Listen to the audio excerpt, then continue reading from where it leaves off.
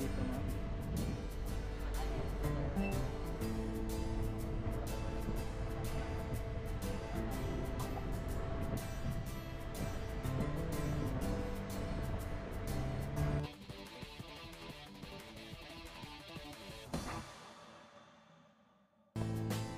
Okay mga kapadyak, mga idol, samahan nyo kami sa aming pagpadyak papuntang Marinduque Island mga idol.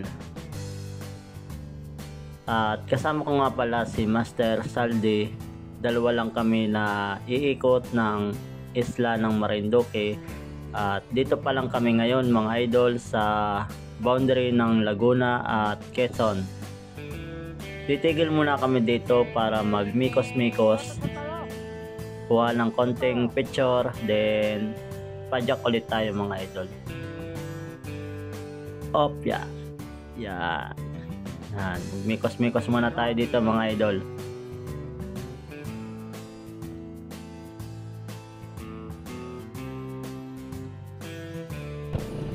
Tigil muna kami mga idol para tingnan ang aming gulo-gulo map. Dahil gulo-gulo map is nililigaw kami ni Google Map dito.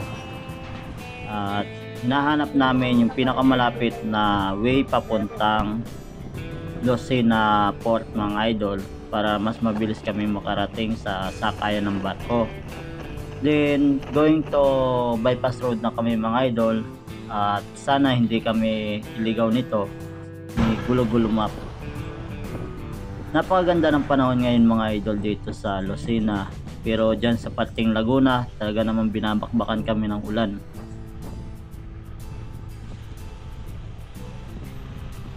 Hello mga idol, nandito na kami ngayon sa Lucena. Nasa Lucena na kami. Nabot kami ng malakas na ulan. Sabi yun!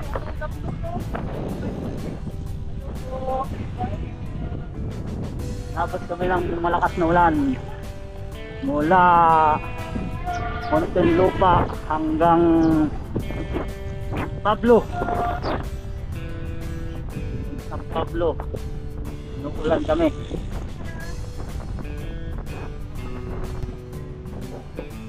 Nagsimula lang nga si Gulo-Gulo na manligaw sa amin mga idol. At dito na nga kami dinaan sa ginagawa palang tulay dito sa Lucena. Ito yung bypass road mga idol papuntang Dilahican Port dito sa Lucena. Then no choice kami kung hindi sumakay kami ng balsa papunta do sa kabila para mas mapabilis ang aming biyahe kaysa bumalik kami dun sa aming pinaglikuan kanina mga idol. Kaya nauna na si Master Saldi na sumakay.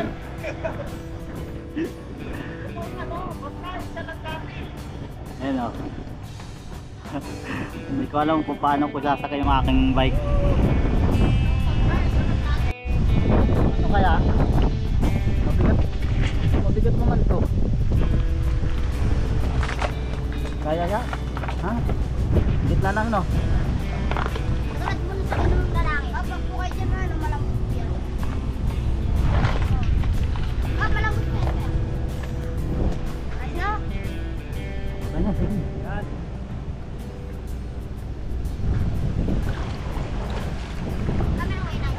Ha? Naligaw kami. Kaway ka. Oh, hello. Yan yung dalawang bangkero. Oh. Tatawid na yung aking bike. Master!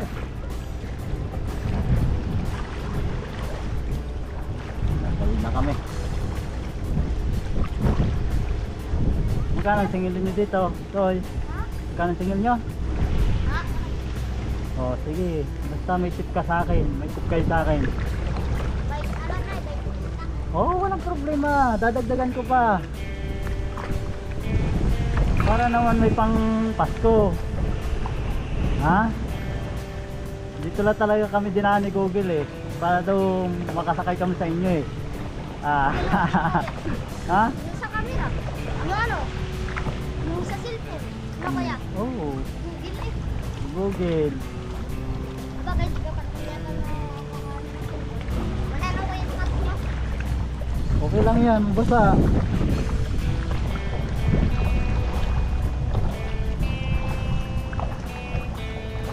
Saan? Sige, sige. Oh, Sige, Mister. Tingnan natin dito sa Google, Mister.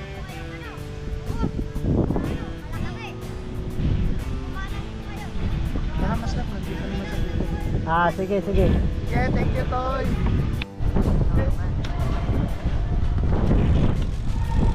Okay, dito na kami sa Port of Lucena. Mister, sa biyahe. Ha? Sa biyahe. Tingnan natin, master.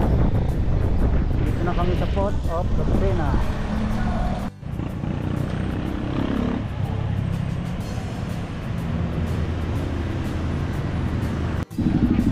Nandito na nga tayo mga idol sa doongan ng mga barko at diretso na tayo dito sa sakayan dahil hindi na tayo pumila at may dala tayong mga bike. Lilipat kami dito sa kabila dahil hindi kami pinasakay sa kabila dahil wala nang pagtatalian ng bike. Then dito kami sa kabila sasakay. Make sure lang natin na tama yung barko na sasakyan natin papuntang Tara tayo? Tara. Marinduque dahil may mga biyaheng Mindoro at Romblon dito mga idol. Kaya mahirap magkamali, baka masakyan natin papuntang Romblon doon tayo makapag-bike. Kaya yung mga idol, bali pasakay na kami at nauna na si Master Saldi at ako naman ay nagmimikos-mikos. At nandito na nga kami sa loob para isakay ito aming mga bike at itali. Pagkatapos itali yung aming mga bike, sumakit na nga kami dito sa unahan at ito na si Master Saldi. Relax na lang. At yun, paalis na kami dito sa Lucena, papunta na kami ng Marinduque mga idol. So nga pala mga idol, bali ang pasahe namin dito papuntang Marinduque mula dito sa Lucena Port papuntang Balanacan Port of Marinduque is 470 pesos. Walang bayad yung bike mga idol. Pag tatawid kayo dito is 470 yung bayad, hindi kasama yung bike mga idol. Walang bayad yung bike. At padung na nga kami dito mga idol sa doongan ng mga barko dito sa Balanacan. Dito pa lang mga idol sa Port of Balanacan is makikita mo na yung ganda ng Marinduque. Ito pa lang yung makikita mo pero sulit ka na mga idol. Malakas ang hangin kaya yung bisikleta ko ay nagmikos-mikos dito mga idol. Kung makikita ninyo habang nagpipicture kami dito is natingkalag itong aking bisikleta dahil binugsuan ng malakas na hangin, kaya ayun natumba, tumambling. Ayun nagmikos-mikos na yung bisikleta ko mga idol. Talaga namang tihayang tihaya. Ayun gusto pa nga niyan magdalawang tihaya mga idol sa sobrang lakas ng hangin kaya lang mabigat yung dala kaya hindi na niya kinaya.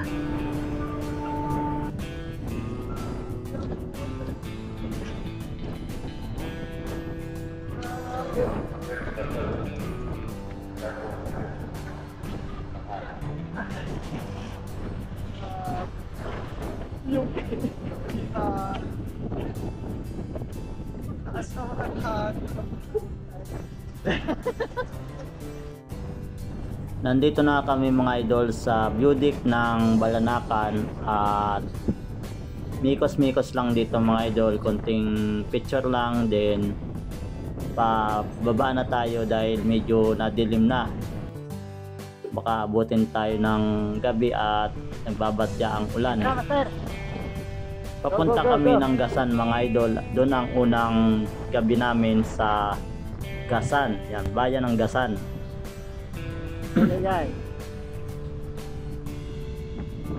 tutuloy kami sa bahay nila Jay Monreal mga idol. At doon kami magpapalipas ng gabi. Yan si Jay Monreal mga idol. Siya ang sumundo sa amin dito sa Balanacan. At sa kanila kami tutuloy.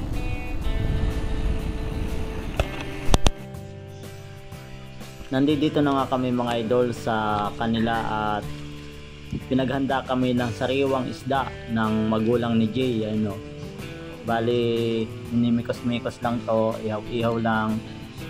Napakasarap niyan mamaya, sausaw sa tuyo. Yan o. Ala, atak na mga idol. Kain na tayo at para tayo makapagpahinga ng maaga. Then dito namin is Buena Vista mga idol. Google Guide. Google. Hanggang dito na lang mga idol ang video na to at thank you. Ito nga pala si Reden mga idol. Nagluluto siya ng sausawan ng suman, special suman ng Marinduque mga idol. Bali magulang ni Jay Monreal ang gumagawa dito ng suman, isa sa pinakamasarap magluto ng suman dito sa Marinduque mga idol. Titikman natin mamaya yan mga idol pagka pwede na siyang tikman. Sulit na sulit ang sarap niyan. Dito lang yan matatagpuan mga idol sa Barangay Masiga, Bayan ng Gasan mga idol dito sa Marinduque.